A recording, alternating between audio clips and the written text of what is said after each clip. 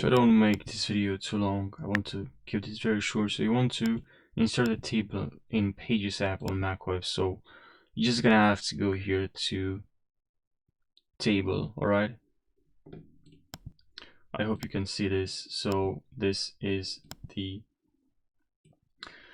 table. Just need to click on here, select kind of the look, and then here we have my table.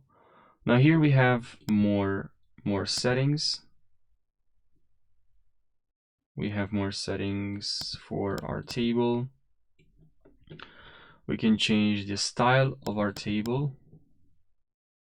We can just, let's say I would like to remove this text. I want to add here the headers, the footer. I can change that as well.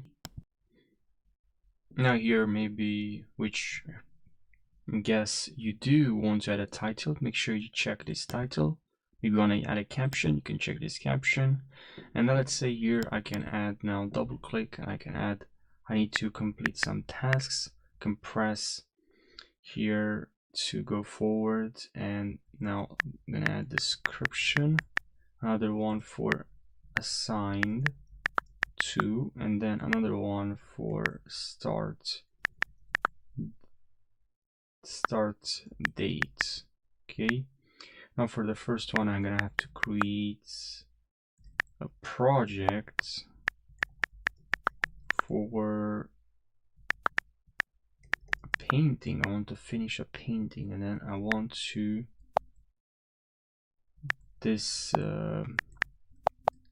this painting is a landscape about forest and dark colors. I don't know. And then assigned to myself. I'm the one that need to finish this. To complete this on August 2024, you know. And then you add another one. And then here you have A, B, C, D. You can expand here, start sort ascending or sort descending. You can delete this column. You can copy, paste, wrap text, import. You can also import from your iPad or from your iPhone. And you know, we can change this to maybe more,